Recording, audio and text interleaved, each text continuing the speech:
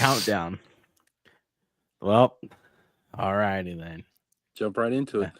I know, right? Jump right into it. What's up, everybody? Welcome back to another live episode of the Wisemen podcast. Ty Fisher alongside Jerald, Lucas, Derik, Abbott. Fellas, Manuel wants to know where are all the Cincy fans? They're all griping. They're all complaining. Skyline right now. Loading up, carbo loading. Skyline is so nasty. I mean, they're probably, Lord knows, they got back to Cincinnati before we left the stadium the other night, since they left at halftime. Yeah, their fans were nowhere to be found. They said, "The hell with this, we're getting out of here." Somebody just wants to know, did they get a second yellow? The fans did, yes. Yeah. They should have put a missing persons. That would have been really funny if they would have put one on the video board. AP? Oh my god, yeah. Just like really, APB, whatever it's called, yeah. Yeah. APB. Yeah. Milk carton. They put like a milk carton with just like their mascot's face on it, and this is Bailey Gary. Or whatever. For Gary, that's right. Fellas, I mean, dominant performance game 2. It was right. Like, where was this at game 1? So I think it was their game 1 for the first 76 minutes. Right now, this is where Nazi should have went, earlier with the subs than what he did. Right. And I believe we saw it Sunday. Jason came in 60th minute, right off the bat, got the assist to Herrera, right? And in return, Max gives him a beautiful one that he slides home, right? But you just saw, like Taylor and Jake were saying, there was more aggression and more attacking and getting Cincinnati players upset and frustrated, and it showed, right? And it was lovely. I loved it, every bit of it. Other than I had to, tell the guy next to me to, calm down when Columbus was, doing good things. Hey, who was it? Austin. Yeah, he sort of cheering. I'm like, hey, you might want to chill out a little bit. You're going to get in trouble. But you know what? Man, what brings up Taha? Taha has, and I know you weren't sold on him at first, though, Ty. That's because you didn't. I wasn't? Oh, yeah. You didn't know, you and Derik both didn't know too much about Taha, and I was telling you guys, hey, this kid is the truth. Mm-hmm. This kid's got talent. And it just took a little bit longer for it to come out, but you see it now. And I forget who I was talking to or I saw, but somebody said Taha is like Aiden 2.0, but younger. And what better person to have next to you, mentoring you than, Darlington Agby. Mm-hmm. Right. Yeah. And, you take a look at Aiden's career now, being alongside Darlington, that shit, his career just rocketed. So Taha has earned his spot out there. And I did like that instead of having Lassie out there to start, you put Taha out there with Hugo, Dylan, you have Herrera, you have Max. And sort of, you put, Taha sort of floats up there with Diego. Mm-hmm. And I think that's what confused Cincinnati this time. Yeah, when you have someone up there that can actually, is a scoring threat based on how he's been performing recently, it makes all the difference when you get him and you're pushing him up there with the rest of the guys. I mean, he's equal parts good in the midfield as he is on offense, and he legitimate scoring threat versus what we've kind of seen, from some of the other cases of people we've thrown out there in that position a lot of the season so far. And we were talking about him last week, Ty, me and you, about it felt like he played really well compared to maybe some of the other members of the team in that first game, and that we really hope that he could keep that going because, it was a bit of a spark plug out there, really. And in Picard running around like a madman. I mean, that's exactly, I forget what's his name? I keep forgetting his name now, but he was on our team. Yes, Alex Matan. We didn't realize that, like, not necessarily Matan as much as the type of player that Matan was. We didn't realize how much we really needed that. Because I think a lot of times in a lot of games, Matan would be out there running around like a madman, but like it didn't feel like anything was, coming from it. Whereas it feels like Picard's up there and it's like a burst of energy where he's running around like a crazy person, but you're actually seeing that as helping the team. You're seeing production from it in one way or another as he's getting involved. And I think, Jerald, you pointed out, and once I was asking about like what I thought we needed to change in order to potentially win from game one. Two things. One was like stretching the field and stuff. I thought we did a better job of that. We didn't play into what they wanted to do. We immediately played our style and forced them to play how we wanted to play the game, which I think is how you have to do. You have to dictate from the beginning. But the getting in the official, or not getting the officials' heads, but getting into the Cincy players' heads, because I was mentioning to him that it felt like the beginning of the first game, at least the first half specifically, every little ticky-tack thing that was called, which it's going to happen, but the Cincinnati players were like yelling at the refs, like from the jump, and just really, really on edge. And it, may or may not have helped them out, at the end to win that first game. But the second game, I was saying, like, if you can find a way to get in their heads and get them really annoyed about things, exactly what you saw on Sunday is what you can get from it, where you have Kubo, my favorite player, just a blatant, absolutely ridiculous, unnecessary red card. Like, just, that was like textbook. And I saw some Cincinnati fans complaining about it, but you're like, come on, the guy was clearly like, he was in the box, or I can't remember. He was right outside the box, right around it. Clearly had the breakaway, and he just straight up tackled him from behind me. There's no real attempt at the ball or anything on it. And so, I mean, I think they did cleaned up a lot of the stuff in the first game that looked really lethargic. And it looked like a brand new team, frankly, not the team we've seen the past month and a half. Well, not Jake, but Taylor said it best. He's always said that Nancy's team, Columbus Crew teams, have played a beautiful and brash game. He's like, now he hasn't seen a beautiful game in months. And he's like, but this game that, he was calling, he said, this is it's beautiful and it is brash. Right. So, I mean, it just was one of those things that, yes, you did have to stretch the field. The only thing that I was worried about coming into game two was Echenike. That boy's got burners. Mm-hmm. He's got burners. To where I was worried that he was, which side he was gonna be on, and who he was gonna dog walk up the sides, because it seemed like when they brought Alvis Powell in game one, right, they moved Echenike back out to the wing and put Alvis Powell back in, on that back line, right? And Echenike just like took off.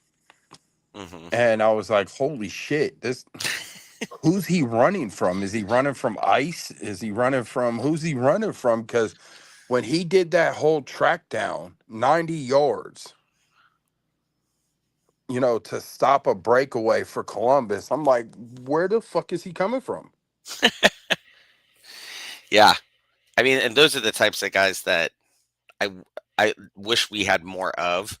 And maybe that's not really Nancy's style, but like, I love the burners on the outside. I just think that's like because if you're, no matter what you're throwing at defensive wise, unless you're pulling guys over from the middle in order to like pick up on that, Like that's their version of stretching the field one way or another. Now it's not always going to work, obviously, and you risk offsides and things like that. But those are players that if you're playing against them, it's tough. You definitely have to either have somebody back there who is really experienced, or you have to have like a specific game plan for every time he gets breakaways, because it's pretty wild to see. What do you think about that first goal, though, Ty? Like, Who's the first one? Max. Max with that hold up from Diego with the. It could have been considered a high challenge for the ball with how high his little leg got up in the air. That wasn't the first goal. Yeah, it was. No, it wasn't. It was right before that. I know what you're talking about. I feel like that would have gotten caught as a high kick, honestly, because that was the first goal because Max got us on the board first. It was the play before that. Okay, I promise you. But still, nonetheless, I feel like that really would have changed the dynamic of that, right? Because then after that, who was it who played? Who was this fuck? We've really made it when we have a troll in the comments. That's how you know. Who's this fuck? Thank you for adding to our viewership numbers there. Solid, yeah. Yeah, we appreciate the engagement, but you're wrong. that would have changed the dynamic of the attack, right? Yeah, because Miles Robinson was the one that slipped on that goal. Yeah. I feel like if that would have been called as a high kick, I think it's more so now Cincinnati has something to kind of start an attack with, right?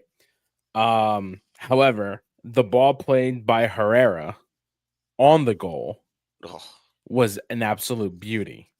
Dude, right? Herrera, Herrera is so good. By the contract now, like I think they're only waiting because I forget who the other team is that he's technically River Plate. or on River Plate.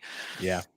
I know that they're just holding on to the rights because they're going to drive up the cost on us, but clearly they let us extend it for another year. So like they must have already an agreement in place. It's just a matter of like wait till next summer and do it, where the price is just, I mean, they're gonna get a good amount of money from us, but it'll be worth it 100% because he has been like just an absolute stud this season. 100%. They're gonna raise that price. Up. If they're smart, they go ahead and buy him out now in the off season. They should absolutely when the price is low. Yeah, it's not going any lower than it is now. That's for sure. It's not going to be like gas prices now low, but it's going to be low. I'll tell you that much right now.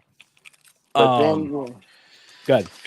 Yeah, no, Herrera is just, man. I think. Good. I can't say too much about Herrera because, God, that guy could play too. Who, Herrera? Yes. Yeah. That's what we're talking about. Absolutely. I think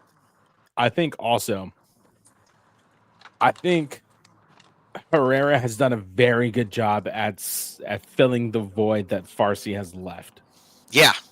100%. Right? Because I feel like Farsi is also like an attack-minded wingback, but I feel Herrera has more of a bite in the attack. I mean, this guy practically plays a 9. Yeah. When we don't even have a 9. I would like to see next year him and Farsi both out there, and we probably got it this year, and I just don't really remember potentially, but finding a way to get them both out there at the same time is going to be just an absolute, like, it's going to be havoc for the opposing team. Yeah. It will happen because Max is gone at the end of the year. Good point. Yeah, I anticipate. Hot take right there. Actually, I think cold take, honestly. I think so. Yeah, I think with the World Cup coming up too, like he probably wants to get a little more reps in with like teams that are playing. I don't know, playing for something. It depends on who he goes to, but you know what I mean, like a higher level right before the World Cup. And I think, barring something crazy, like crazy drop off in his performance, I think he's at least going to be in the bench for that team. One would imagine at this point. So yeah, I think that's it. I think at first, I don't know. When I first saw the extension, I thought, oh, okay, we got this guy for at least another half season. But I don't know anymore. As I'm thinking about it more, I don't really know that that's necessarily the case. Yeah. I think he's gone in the off season, um, over there to Europe, and he will make the World Cup roster, because Pochettino loves him. Hmm. And when Pochettino first took over, they tried Max at the four back, system, and that system was horrible. And that was in the Gold Cup, right? Hmm. And now since they switched to a three back system, Max has excelled. Look at everything he's done. Was it 3 assists and one goal the last time that there was like multiple friendlies. Hmm. Yeah. You know what I'm saying? So I think he goes to Europe. He'll make the World Cup roster. We'll get probably about 6 million for Max. I'd take that. Between the 4 to 6 million, unless we make a run and we win the cup, then that price might go up to that price might go up. He Um, makes the cup and scores a goal in the final or something like that. Yeah, I mean that will skyrocket. Easy 9 mil right there. You sell him the next day. Be like, hey, we appreciate your contributions. We know you're gonna go. You're gonna be out anyways. We'll stay in town for the parade and then have fun. Because and I believe Diego's on his way out too. I really see Diego. He is getting a little older. I mean, he's still showing some, prime LAFC days, right? He's still showing some of that, but I think, when you start to, as a striker, you start to get older, you start looking to see, exactly, can I keep doing this, right? He played 60 minutes both games. I was about to ask, 60 I couldn't remember when he got subbed out. He got subbed out in the 60th minute on Sunday. I think 70th minute, 75th minute on that Monday Hmm. in game one. But he's been off to the side training by himself I was gonna with say I the saw with the that trainer. a little bit So ago that he wasn't technically practicing with the first team. I mean, I think he'll and still play, but clearly he's not 100%. exactly, and especially hamstrings are one of the tough ones. To keep playing on during the season. Like you have to take some months off, right? Yeah. Football players, we see it all the time with linemen, running backs, right? You pull a hamstring and they're out 2 months, 3 months. Oh yeah. And it affects the performance, you know, uh, and I still think the injury report has not officially came out yet for game 3 for Saturday. So Tomorrow. don't be surprised if there's questionables But instead of Jerald, outs. but Jerald, what could he have possibly done to re-injure himself? I mean, he did take a beating. I was referencing the I Crew know. 96 times. I know. I mean, he wasn't out there doing his job properly. You know what I'm saying? Staying on his feet. So I mean, that's how he got hurt. He Hmm. wanted to be lazy and wanted to take naps on the field. But not only him being questionable, but I don't see Mo. No. I ran into him, at the last home game up there in the press box, and he said that mentally he's doing good, but it's still he's trying to. The rehab is coming along good from his pelvic surgery, and getting fixing those muscles and tendons and things like that.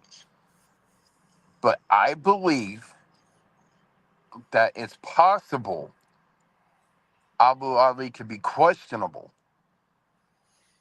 for Saturday. Interesting. And God, I would love to see that, him versus Evander. Oh yeah.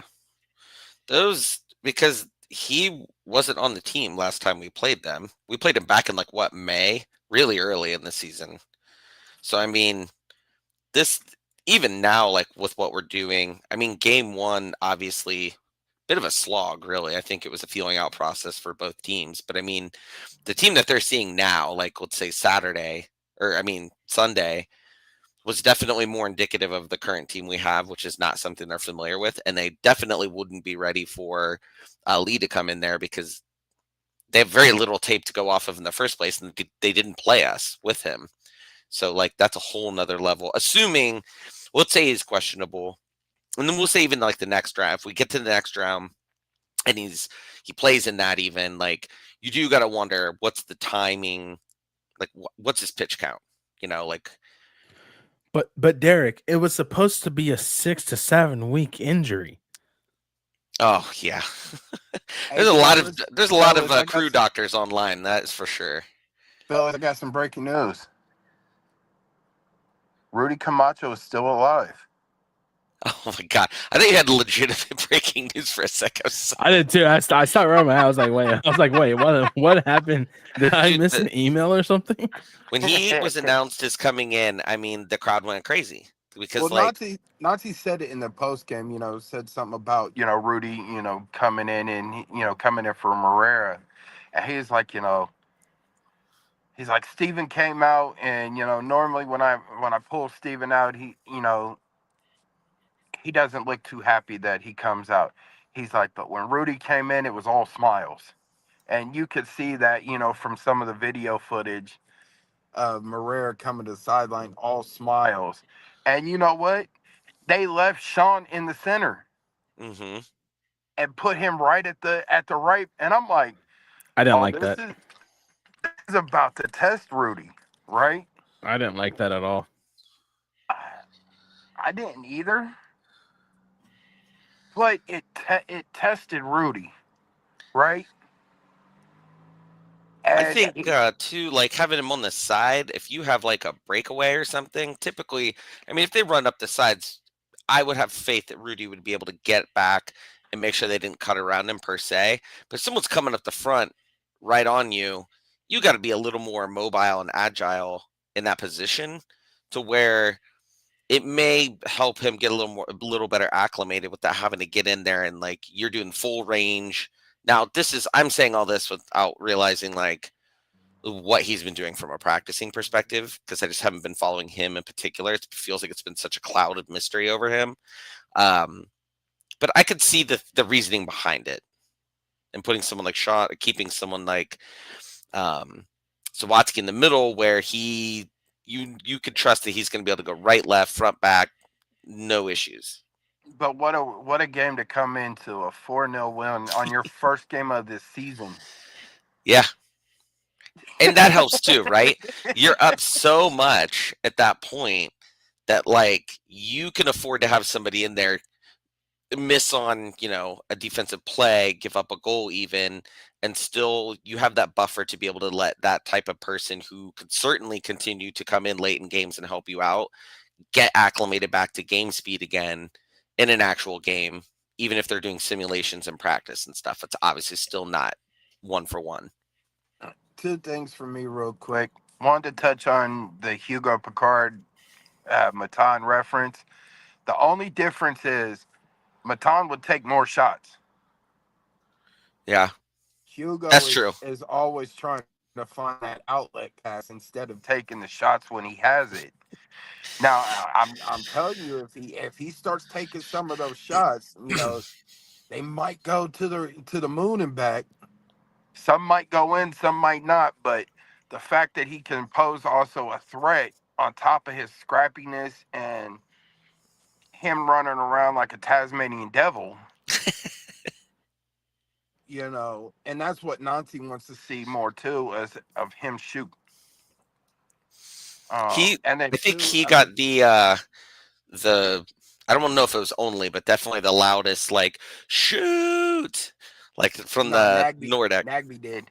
Wow, yeah, Nagby that's a got the given. loud. Nagby got the loudest one because he was right up on top of the 18-yard box, and I heard that shoot and through the closed window, and I'm like, and I looked down who had the ball, and it was Nagby, and oh my god, but there's that, and then I think Cincinnati gave up Yeah, after the red card, after the third goal. I think Cincinnati gave up, one, because they knew that since it's not on aggregate anymore, hmm that we have to come back down there, right? For game three. I mean, it's and we were talking. I think we ended with this last week too about like there's kind of two ways to look at it, right? Because one crew and Cincinnati probably has a slight bit of like in their minds, we've got a bit of momentum and advantage because it's at home. But I would argue the crew with a win like that, especially it wasn't just like a 1-0 type thing, 4-0, looked dominant the entire time going into Cincinnati.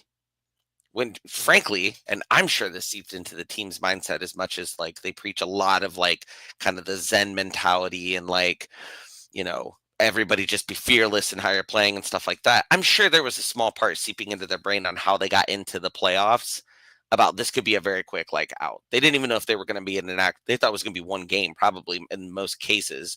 So like to know that you're going down there and you have ever, you kind of, I'm gonna say nothing to play for, and I don't mean that in a way where like they obviously don't know what the stakes are and everything, but like you don't have the pressure on you or the weight on you the way that Cincinnati does with we talked about this for like a week or two ago about how like is Pat Noonan's seat kind of hot and how they've been like perceived versus actually where they've gotten in the standings and or where they finished and things like that. Like I'm already seeing just the way the algorithms work on social media, Cincinnati like commentary popping up from their team and people are slowly starting to question stuff like that and they were very annoyed and upset after how that last game was. And so I think it being an away game is certainly a disadvantage, but I think you still have that like microcosm of ability to get into their heads, both I don't say from a fan perspective, because like what are we going to do? But like from a game perspective, players like there's going to be a lot of pressure on them whether they want to admit it or not. I feel like I've fallen into the FC Cincinnati Twitter because that's everything yes. I see that's not like media related. It's like It's theirs. it's support. it's like FC Cincinnati supporter groups, and Yeah. it's like just everything about winning game 3, and I'm like, am I on the wrong side of Twitter? Like, You got to, hey, you just got to check out of your burner account. Yeah, I think that's the problem. You were just in your burner account the whole time, too busy trolling them this whole time. That's probably what it was. Yeah. Fellas, let me ask you this, right? We saw what happened with Luis Suarez, right? Yes. The ref didn't call foul. Disciplinary turned around and suspended him for game 3, right? And they've got replays. There's no excuse they couldn't have called the foul on the pitch that given time. The Evander, tussle. Should that have been more than just a yellow? Or have the disciplinary committee should have, looked more into it, because going back and looking at it and also hearing, from a couple sources, that was a punch from Evander onto Jason. That's how Jason ended up on the ground. Now, should there been have more had that gone to VAR instead of just a yellow? Your thoughts?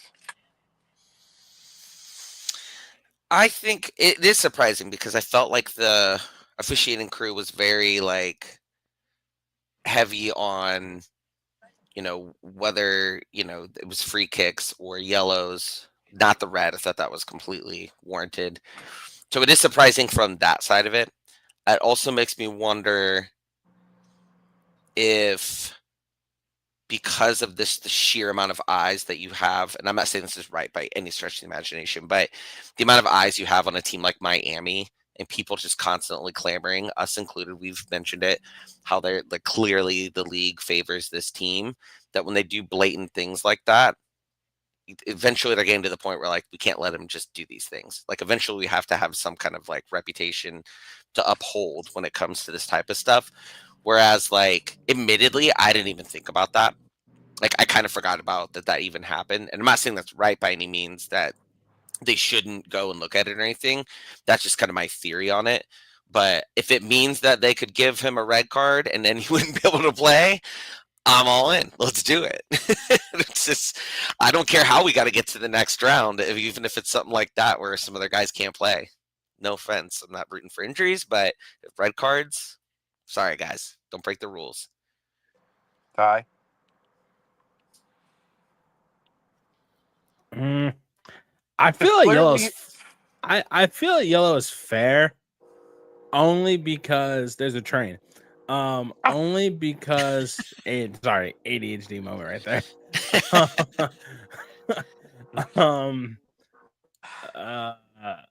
What was I saying? Only because there was so much happening, right? And like everybody's all around one another, and I really couldn't even see it clear on the broadcast, like what happened. I mean, if there was, then I feel like VAR would have stepped in. But I mean, judging by like the amount of bodies and everything that was going on all at one time, it was kind of hard to see what was happening.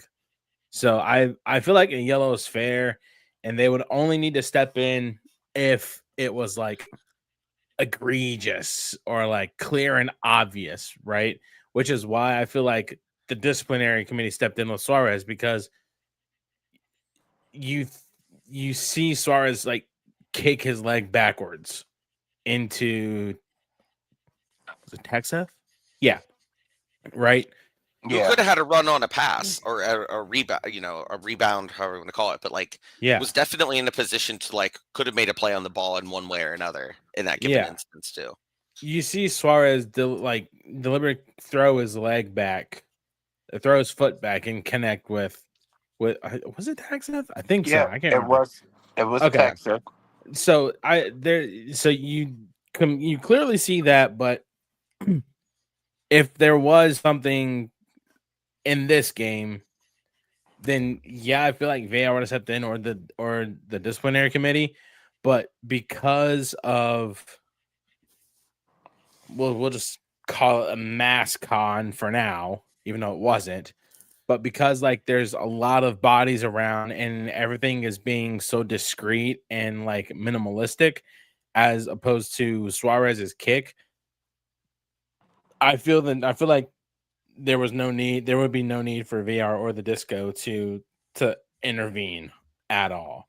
But I with Good. how, with a big, mass like that, should the ref had, should, the center official went over to the monitor to take a look to see what happened before cards, were issued out. That's where like only if it was like clear and obvious would come in. Yeah. Right. I feel like nothing was clear and obvious. I mean, other than, Vander coming in and chasing ended up on the ground. I mean, I get that being the aggressor, right? And getting the But yellow for that. right. But the thing is though, is like if he's coming in, right, you also have multiple people coming towards the referee, coming towards Jason. Everybody's trying to break each other up. Was there something that Malicious. that's the word I was looking for. Was there something malicious enough to warrant a possible VAR check? I'm not saying I'm not saying that VAR did not check, because they probably did. They probably looked back for a real quick second and looked at it. But if there was nothing like malicious or okay, yeah, now we have something, then it's like then this is and this is Miami's statement, part of Miami's statement too. Refereeing the game. Right. But hey. I think too, Yeah. like you could probably, and I could assume that they probably were thinking this in their heads, that when you see a scrum like that, unless someone is clearly like just clocking somebody, like, and like you said, looks really like malicious in intent, in most cases they're probably gonna make, it's kind of the everyone just in a scrum, they kind of fell down, accident, move along type thing. But I also think, and Miami may have a point on this, because I think about the times that I hear about the reactionary or the post game officiating when they're giving out some fines or things like that. Is these and now mind you, again, they kind of probably fall into the malicious or like just wild things that happen. But typically before 24 hours, if not 48 before you see them happen, and Miami's actually gotten longer than that even, it immediately gets clipped on the internet and stuff, and everybody starts blowing up about it. And I'm not saying that that's right or that they do officiate or look at those things where people are just like really blowing something up that seemed really obvious, but maybe at the time when you're just watching a quick replay and you're, if you're on one side or the other side from a fan perspective, you could easily be mad or not mad about it. But I could see that I'm not putting it past MLS to kind of see what the brouhaha is online, and then decide from there, like, okay, you know what, we probably should, because everybody's going to be in an uproar and our legitimacy might take a hit if we don't do something about this. I'm not saying they do that, but I could see that being something that does happen. I'm not saying it doesn't happen in other leagues either. Think about like NFL and stuff. People are constantly fined for really dumb stuff like days later. Patrick Mahomes. Yeah, literally anything. They're very quick to throw flags, though, when there are scrums. They're probably one of the few, I feel like, in the major leagues that actually they'll throw a flag.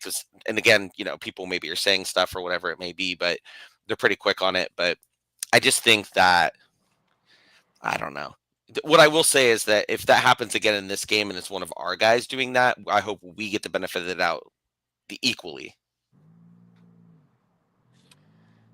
So I saw one of Manuel's comments. Dylan. Yeah. Jesus, like that was a beautiful, beautiful set piece. How often we have needed that for years now, somebody who can do that. And I hope that that's unlocked something both in Nancy and in Dylan. Well, yes, we did have one, and we were forced to send him away, unfortunately. But, and then, not only that set piece goal, but something that they haven't really done all season is crowd that box. They made Celentano work to save those corners. Yeah. And, that honestly, that's what wore him down, is having to fight through all those crowds for the corners. And everything. And I think some of those goals that we scored, like the corners, and some of the goals that we were scoring were certainly ones that I forget who it was that scored it. Maybe I don't remember exactly, but it scored it like the top of the net. And like, we were doing in the corners and stuff. And I feel like a lot of times recently it's been very like straightforward. Even the shots are just like kind of directly at the keeper.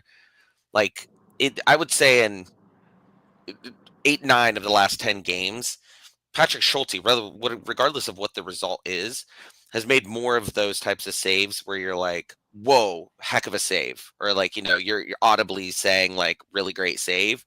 Whereas I feel like we are even shooting has been very straightforward to the keeper. So if you're not getting the keeper to run around, plus, sending into the box, being crowded, things like that, you're not helping yourself when really the only defense you have versus a keeper, other than unless you have 3-on-1, is wearing him out and then trying to catch him misstepping and things like that.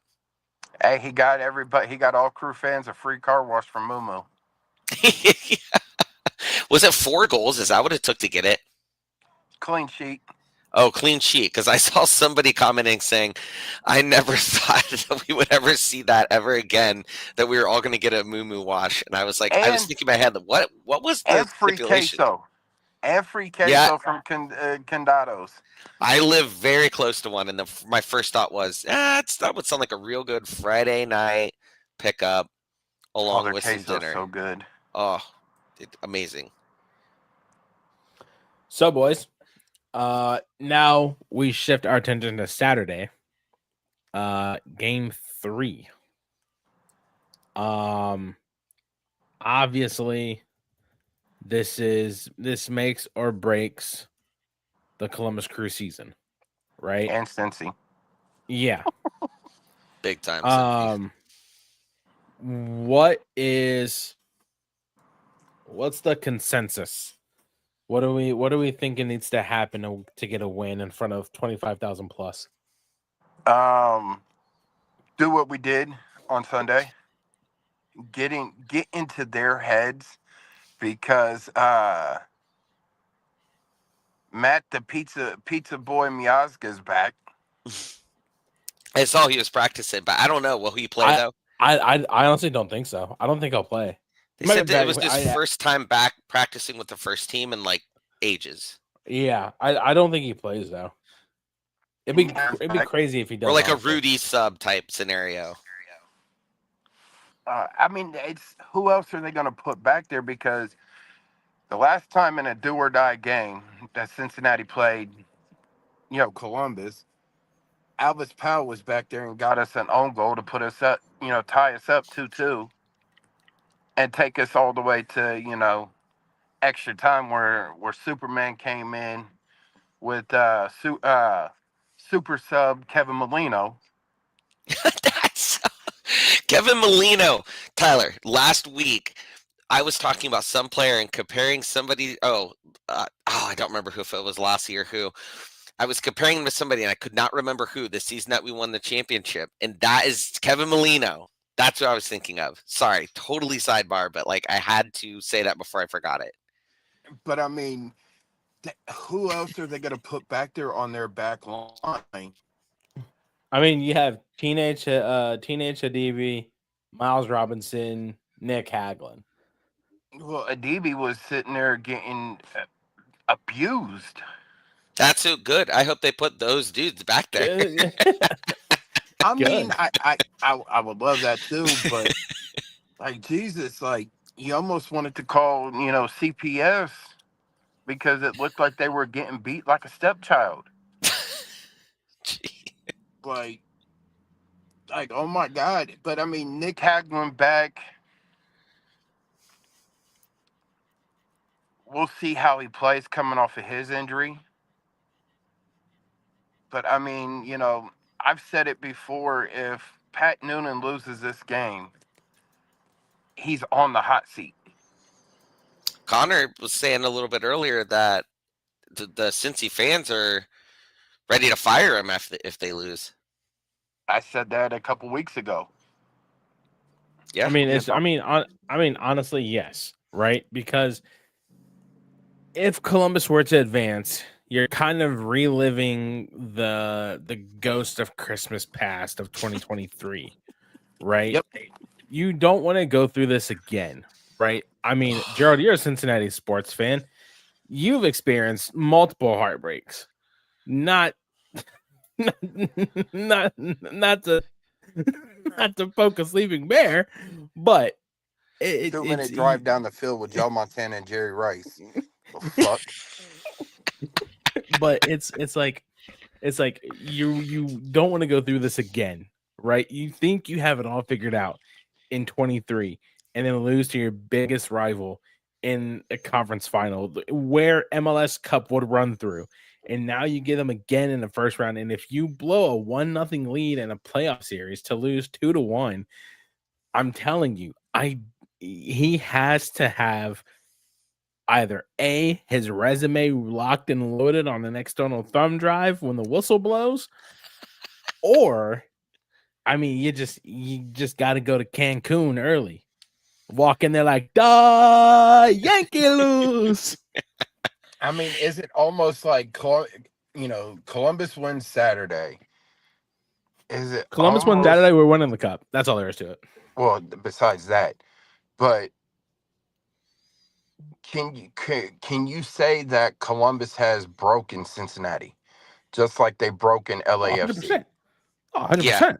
100%. Well, yeah. Because, In their brain, like permanently taking up residence in their brain. I mean, honestly, if we win Saturday, that's the nail in the coffin, right? We put the fifth nail in the coffin when we won 4-2. After them being down 2, after them being up 2-0, they blow another 2-0 lead. So that would be at home. That would be the third time in 3 years, 2 years. That something like that's a big game like that's happened. I mean, the other one I get was like a regular season game, but you know what I mean. If they're up 2-0, they're celebrating already in their head. So, I mean, it's like, God, we were at that game too, Ty. Which one? Down 2-0 in the regular season. Oh yeah, we were. We both looked at each other like, "What the fuck?" You're like, "Great, what a waste of my time." No, honestly, because they scored what they scored. They scored like what? Something x amount of seconds into the first half. Yeah, like 50 seconds in the first half, and then I got like the notification on my phone, and I was like, "You have got this. Better be the game starting notification." Yeah, no, and I was like, all right, yep, here we go. Sure, why not? And we looked at each other at halftime. I'm like, I'm not typing the rest of the match. All of a sudden came out just like boom, boom. I'm like, I erased what I started writing because I did not know how that was going to play out. But I mean, that's all there is to it. Oh shoot. I mean, that's what it's going to take. It's going to take Columbus to get back into the Cincinnati players' heads. Right. And I almost think you run this lineup that he started with again. Yeah. Run it back. Run that same lineup back. Because it seemed like it gave everybody problems. And, they get Brenner back, which it was like, oh, shit, here we go. He's about to start being scary. You got Evander already, who's a dickhead anyways, but he can score. And Dinke, I forgot he was even on the field. He got subbed out for a defender. And he was giving us the most fits the first game. So, I would do this. I agree. You run that exact same lineup out there. Again, that's just part of the getting in their heads. And I mean, if there was ever a time to use your subs a little earlier than what we have been doing, this would be a game to do it. So if it isn't working, you just start subbing people sooner. And you know what? I will say, Evander looked like Lucho out there on Sunday. That's bold. I know where you're going with that too. I know exactly where you're going with that. Not necessarily with the shots and everything, but it was, he got fouled and crying around to the ref like Lucho. If you go back and you look at all, some of the games that, Cincinnati versus Columbus, Lucho was the biggest mouth out there on that field, Oh, yeah. right? For anything that was ticky tacky, he was always the biggest mouth. And that's what Evander was doing out there. Instead of playing team ball, Evander to me looked like he was playing, well, I'm the only one out here, right? And it sort of trickled down to everybody else. It was almost a every man for himself type of match. And Columbus was sitting there laughing, like even on some of the corners. Right after that, you saw players laughing. Sean smiling, Marrera smiling, like, and They knew. I told you this, Ty, last year, when you see the crew players out there smiling and laughing with each other, that's a dangerous team because they're out there loose and they're out there having fun. And a team that's loose and having fun is the most dangerous team out there, on the field instead of the team that is, locked in, Joseph Stalin, Berlin Wall type, you know, stand your ground, last stand, type of mentality. Those usually get beat. Case in point, look at the 300 Spartans. They stood their ground against the Persians, and all 300 of them got killed. I think too. It reminded me of Manuel said, and I think you put it up there, Ty, about Evander cried more than Rossi out there, and not that aspect of it. Although, like literally the first game, I think it was, or like probably 10, maybe less than that minutes into it. Evander was like freaking out when a ball went out, and just whining and complaining to the ref, and they had like a clear shot on him, and clearly that's gotten, he's not focused in, if he's allowing himself to get like that. And I totally agree, Rossi does it a lot. But the point I'm thinking of is, like, I remember earlier this season there would be some games where it looked like and felt like Rossi went into that game thinking, I'm going to play hero ball, I'm just going to be the one to, like, one man show this thing and get us a victory. And it felt like on Sunday, Evander came out immediately with that type of mindset. And I just don't think that there's so few of soccer players really in the history that I can think of that have been good enough to be able to pull that off. You can't just like try and take over a game. Now, if you score 2 or 3 goals in a game and you still got time to go, at that point, it's like everyone get out of the way. This dude's on fire. But like to come right out the gates and just like treat it that way, it typically doesn't really work out too well for teams. And you're right. Like if the group players are sitting there laughing and stuff, they're like, "We got this. We're in this dude's head." His teammates are probably also wondering like, "What's going on?" They're like, "All right, we're gonna let him try to do this. Because clearly, we can stop him. We'll get him in. We'll get in his head even further. Like, this is a way we can win this game." And I think it's been kind of the theme so far. It's just that's what we need to continue to do. Well, Also, Go ahead. I'll tell you this real quick. If Columbus keeps Cincinnati to only one damn shot. Oh, yeah. We didn't even talk about that. That was a crazy stat. One damn shot in a 90-minute match. Something, Columbus will win it all. Because if you can stifle top stars like that, I think you could put it right now. I think it's Philadelphia versus Columbus for the Eastern Conference Finals. Yeah, I think you said that too when we discussed that a week or two ago, that you thought that that could very much be the case. And then it's Columbus versus Seattle for MLS Cup. Oh, I saw someone float the idea out there of like, I don't know if they're still in it now, admittedly, but like if Portland could make it, except this time we have Nagby as the key person, that'd be good. Seattle would be great too because they invented soccer. They invented soccer before we need Atlanta a rematch. did. Against which one? Against Seattle. I don't even remember how the Seattle game Portland. went. That was Portland that beat us. My bad. Yeah. But man, we beat Seattle 3-0. Yeah, I know. 2020 The behind Portland Lucas game never Delaware. happened. Luckily, the Portland game actually, I saw someone say this. The Portland game actually never happened, so we will get to see that Fever happen this dream. time. Yeah, it's fever dream. But That's hey, all it was. the big matchup also on, because I brought this up to you guys thinking we would be the primetime game. The big matchup on Saturday is Miami. I mean, it's hell is real, obviously, but the other one that MLS is going to look at is Miami and Nashville, and that will be huge because we play the winner coming out of that. Nashville's gonna win it. I I hope would so, love man. to see So Nashville bad. win that.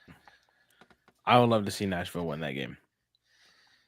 I don't see anyone beating LAFC in the West. Vancouver might be able to pick them. Yeah, fair. Yeah. And it's in I mean- Vancouver, so Hey, if LAFC falls to Vancouver, especially going out and getting sun, Oh, yeah. Forgot about that, actually. but I mean Vancouver's also got Thomas Mueller, so Tomas Muller.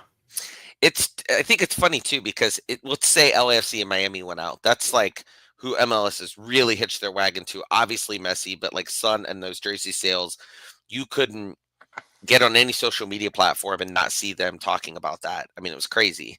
And so for both those two to go out, not great for their business metrics, but like great for all other fan bases in the league because like that, then you know, it's not all about just like one specific player and ancillary things like that. You're really looking at the teams on the field, but which hell, Portland still has a chance against San Diego. yeah, Yeah, only because San Diego shit at Pens. And then see, that would be the only way that Columbus can host MLS Cup and World is Cup. I know you almost said World Cup. Yeah, no, I wish we hosted a World Cup game. That'd be incredible. But would be Seattle and Portland. It'd be Portland. Oh, Portland, okay. Yeah, I was gonna say I thought it was just Portland. It's just Portland. Sticking it to Merritt Polson. Oh man, that would just be. Anything is possible in these Audi playoffs this year, because if Portland can pull off the upset of San Diego was the number 1 seed, right? Yeah, because Portland were they really? Portland beat RSL in the playing game. And yeah, they had more wins than Vancouver. Yeah, so for Portland to be the 8-9 seed, taking out the 1 seed, Minnesota coming in, Minnesota or Seattle. I hope Minnesota beats Seattle, honestly. Oh, it'd be incredible. But then Vancouver has what it takes. Vancouver has what it takes to knock out LAFC. And if that happens, we already know Toronto is leaving at the end of the season. And they haven't announced who is going to be, the new head coach. Pat Noonan. I saw it's somebody. It's somebody from the staff now. Oh, really? They've already announced. They've already kind of. He's more than likely going to get it. It's somebody from Trundle's staff now. Oh, interesting. You know what? I got to give him props for that because most of those really big market teams would not do that. They would just immediately go out and get some flashy name and hope that it works. And so clearly they feel really good about a system that they built up, which I can respect that they're thinking that way versus your typical Atlanta, Miami. Mark Dos Santos is the front runner. Okay. So, but, I mean, at first it was Tata. Yeah. For 1 year, they're going back to that well. We'll see how that plays out. Hey, Joseph Martinez is on the market now. I have no doubt that they will go back to him. There's no doubt in my mind he will re-sign with them. Connor asking, Connor, I do believe. Yeah. I would much rather play Nashville. Yeah, absolutely. I mean, 100%. But then no again, doubt about that. if you go down to Dry Pink Stadium, Chase Stadium. In Fort Lauderdale, Florida. By In the way, Fort Lauderdale, yeah. let's not even forget that. Miami. you go down to Pompano Beach, Florida. I know all about Pompano Beach, and yes, very close to Pompano Beach. It's the suburb of Fort Lauderdale. You go down there and you stick it to, MLS's golden team in a semifinal match to get to the conference finals. Oh, That would be, that would be the icing, and then the cherry would be to get back to MLS Cup. just for fun, real quick. What's the other potential? So let's say we get to the next round. Who's the other two teams? Charlotte. New York City. You know what? It would be a hell of a run if you went through Cincinnati, Miami, New York City, and then Philadelphia to get to the Cup. That's like running the MLS gauntlet on the eastern side of like So MLS teams. Whoever MLS wins between Charlotte and NYC plays Philly. Oh, they plays play Philly. Gotcha. I had a little confused. Okay. But nonetheless, getting through New York City or Charlotte would be mental. Or Philly, honestly. If we're just going strictly off hypothetical, we win. I would obviously would not love to go down to Miami just because like it's playing against Miami. If we can avoid them, I would love to avoid them. The place that I would not want to play at personally, out of all the options there, is Charlotte. 100%. Just a house of horrors there. Weird things happen, and a lot of times it does not end well for us. I don't want to be anywhere near them. I want them gone. Or Yankee Stadium. Are they still playing in there though, or do they play in Red Bull Stadium or the MetLife or whatever? They'll be playing in Red Bulls. They're playing in not Red Bull. Sorry, Yankee Stadium. Oh, you know what? I don't want that either. That's awful. That's embarrassing. That's a totally another topic. I'm sure we've already ranted about it, but that's so bad that they let them do that in the playoffs, like, mind you. Yeah, but to run through, three of the top teams. What's up, Edgar? Miami, Cincinnati, and Philly. That right there would be a feat. Oh yeah. That's like the Ohio State Buckeyes running through the teams that they ran through to win the championship type run, for sure. Yep. But see, the thing is, though, right? These are actually legit teams. The teams Ohio State go through is like ones you get off of Temu. I'm saying in the playoffs last year. Yeah, Temu. Leave it to a Gator. That's I know that they're not the 8th and 9th team in SEC land, so they weren't legitimate. But I mean, that's like saying I was rooting for the Gators on Saturday. Now, damn it, because I saw they were beating the shit out of Georgia, and I was so happy. And then I don't know what happened in that fourth quarter, and I turned off the game. Like, you know what, this pissed me off. Like, I wanted Georgia to fucking lose so bad in the cocktail party. But see, like the thing is though, right? Ohio State plays DeVry-esque teams. They all do. Hey, hold on, time out. We about to stop this because that's a different day to talk about SEC versus Big Ten. Yeah, who's Florida going to play their last play? Whoa! When did I say anything about the SEC? I'm talking about Ohio State. You brought up the SEC, Jerald. You brought up the SEC. I didn't say anything about the SEC because the SEC. I compared soccer teams versus football teams. It just so happens that the soccer teams are legit contenders, while the football teams are like Division III NAIA schools. Come for the MLS banter. Stay for the NCAA football breakdown. That's all I'm saying.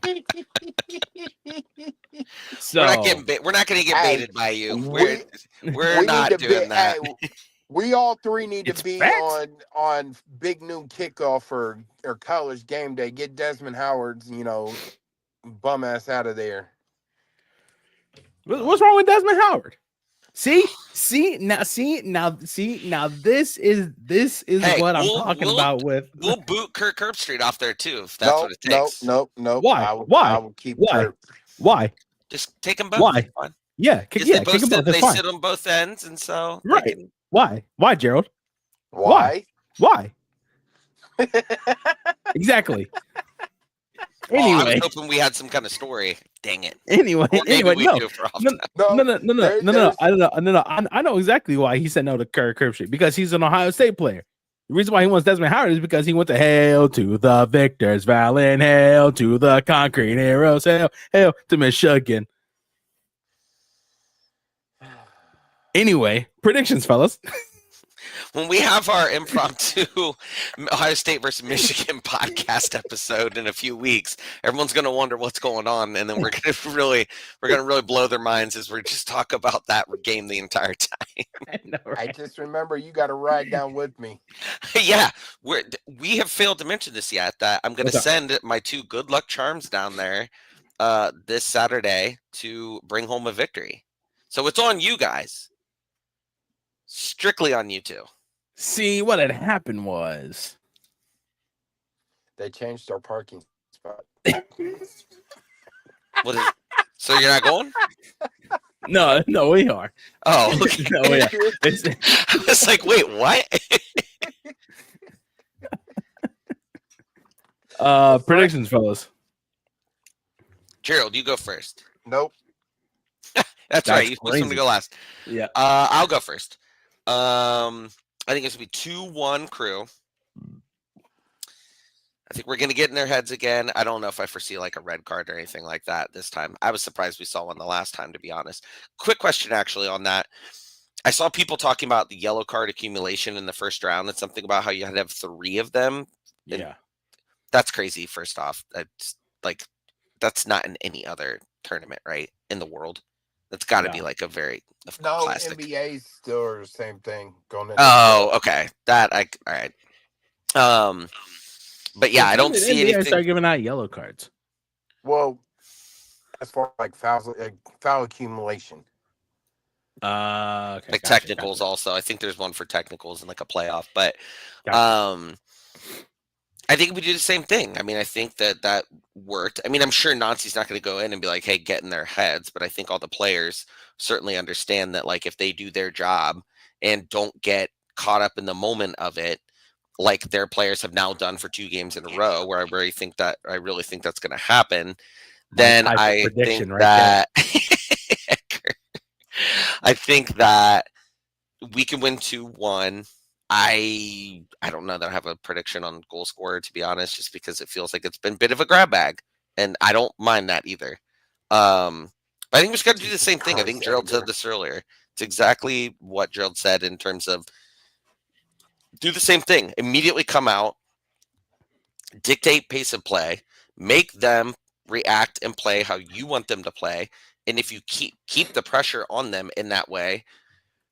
The first game in particular, it was so back and forth on like who was gaining kind of the momentum and style of play, because they clearly want to play 2 different ways, that if we could just dictate that side of it, I feel really good about our chances to win. And I think, again, we're in their heads, and especially when we play at their stadium, I don't think that the first game is really going to carry over to the third game at this point, based on the last result. I think that kind of washed all that way, at least in my mind.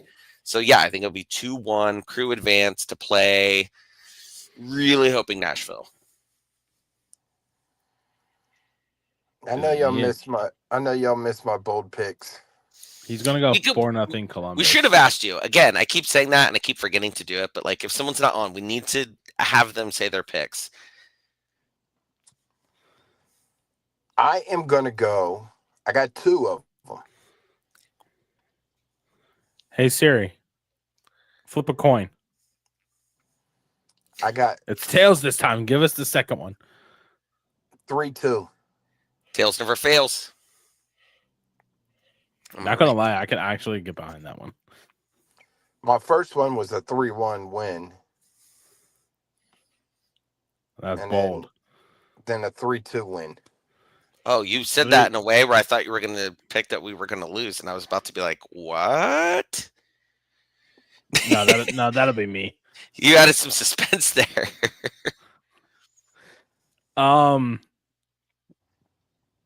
You said 3-2, 3-2, and 3-1. Yep. One of the two. Okay. Mm. I'm gonna go 2-2. I'm gonna go penalties. I'm gonna go after 22 rounds of penalties. Jesus Christ, Edgar. Patrick Schulte with the winner. He's probably not an option on sports books of scoring a goal, but if you happen to be able to pick him in particular, plus that's like plus 50,000 right yeah, there. you put like $1 down and you put $50,000. That's like plus 50,000. Yeah, put $1 down and you're good. Edgar probably put that in there about 18 rounds and thought, "This is so crazy. I'm putting 18 down," and you were like, "Oh, I'll see your 18 and raise you 22." Raise it 22. Yes. If it goes 22 rounds, Ty. If it goes 22 rounds, I'm not going to work on Sunday. No, absolutely no. Just call in sick. They'll understand. 22 fucking rounds of PKs. Yeah. We're not getting out of there till midnight. Oh, at least. At least. Because the Cincy fans will be waiting outside to escort Noonan right out of the city. So you got to get them out of the way first.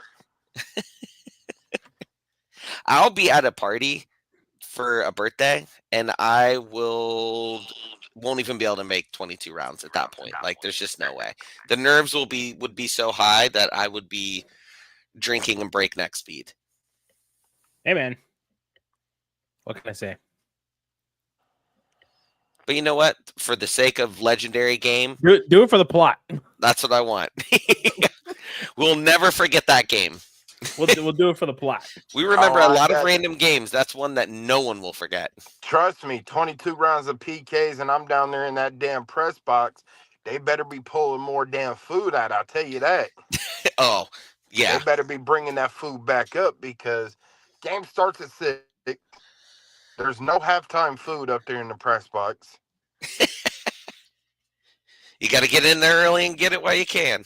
It's dry as hell anyways. I was about to ask, what's the spread there? Not shit. This is what we need to do next year. If we play a team where either you guys are going to or have been in the press box, we need to know. We need to like individually, like each week, have you go over like their food offerings because that would be very funny. I'm down for that. That's like totally random, but like I think that's stuff that people would find like pretty interesting in general. About, like, what do they offer? The only good thing that they offer there are like the little brownies and like the fruit. The fruit, no melon, huh? They don't give you melon. That's probably why. No, they got like, there's melons. Oh yeah, there is. Melon's like the cheapest fruit you can get. It's like they're mailing it in when they overload melon. And they got like, honeydew, grape, cantaloupe, watermelon, pineapples, and I think strawberries too. But it's like a multi brownies. Yeah, it's like a multi fruit platter, and then like the little brownies too. Oh my god! What about Skyline? Do they have Skyline up there? Okay, to wrap this up. So was it the 4-2 game that we were at where we made like our own little? They had like Skyline stuff. You can like make your own little Skyline. Oh, I would love that. Conies though, not 3 ways. I'm not. No, it was Conies. I'm pretty sure it was Conies. So I like Skyline Conies. Not the 3 ways, but me and Jerald had a whole conversation about this one week. Cinnamon does not go with no damn coney sauce. Damn it. All you sticks down in Cincinnati, cinnamon does not go in chili. But pineapple goes on pizza. Yes, Yes. I do like pineapple on pizza too, I will say. I've Yes. come around about pineapple on pizza. Especially if you get like a really hot pizza where they're putting a lot of like hot things on it and you got a pineapple on there too. It Where really you helps. put barbecue. Barbecue pineapple? Yes, barbecue, I feel bacon, like I've had that. barbecue, bacon, Canadian bacon, and Does a pineapple. Hawaiian pizza have barbecue on it? Doesn't, right? No. Okay. But I've had what you're talking about. I don't remember where or what it was called, but I've definitely had that. Yeah. You could I mean, I put think chicken. pineapple is good. Probably Boston's. Boston's has a barbecue Hawaiian pizza. Okay. Yeah. It's quite You tasty, could put honestly. There's a good chance of barbecue, that. chicken, and pineapple. Shout out Ooh. Boston's. Yeah, I like Boston's. Yeah, Boston's is quite tasty. I've never had it. Really? Wow. You need to get down there. You need to go to Boston's next year. Not on a game day, though. Well, if you do go early, because even on Crew or Blue Jackets in particular, like both of those two, it gets so crowded in there. Yeah. That's where everyone, you can get if you get a beer there, a lot, at least what I remember last time I got a beer there, because we have the Dora, they'll give it to you in one of those like to-go soup containers as like, or one that looks like it. It's that big. Yeah. Oh. They're the plastic part to-go cups. Yeah, they're part of the Dora. Mm-hmm. All right, boys. Oh, excuse me. Any final thoughts? Let's get this damn game over with so we can get on to the next round. Yes, absolutely. We are fired up. Everybody, where you don't have to, like, I know it was a little colder, so if you're watching it inside, don't do the jackets, but superstition, wear the same thing you wore for the last game. Hopefully you didn't even do your laundry yet, so you could just put it all right back on. Got it. So indoor soccer shoes, basketball shorts, and a t-shirt. Exactly. They won't let you in the press box with that. Why not? Really? I've come in my Top Golf uniform. Well, I know that at least the top, but basketball shorts. I mean, who cares? Patrick, I'm not showing favoritism to a team. Yeah. Patrick's gonna look at you like, really? I'm gonna say, hey, I got the credential for as long as we're playing this season. So yeah, really.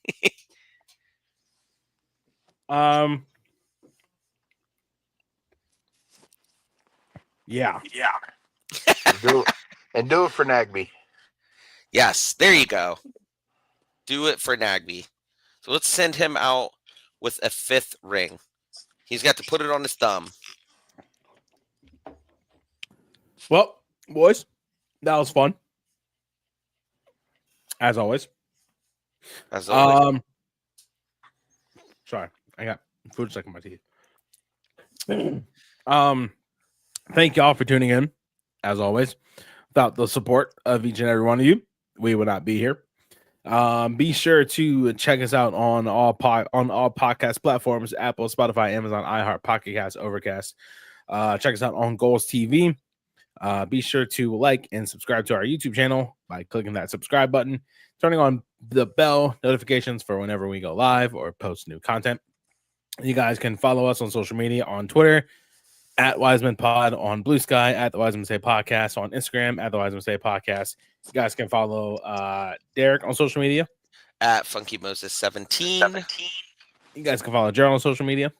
Jerald_Lucas96. You guys can follow me on social media at Fisher Tyler __. Shout out X for bringing back Massive Report out of X jail. Thank God. Much love to crew fans. Good luck. Thank you, Edgar. And yeah, that's it. Be sure to tune in next Wednesday for our conference semifinal preview, or B, our 2025 MLS season review.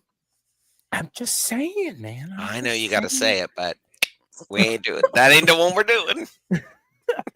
And other than that, peace, love, and happiness all around. Jerald, my friend, Asher Dishka, as Wiseman say. Only fools rush in. Peace out, everybody. Have a good week. Stay safe, stay hydrated, stay cool. Hug your loved ones. Go Crew. Stay wise. Clock in, clock out. Almost Columbus. Clock in. That's right.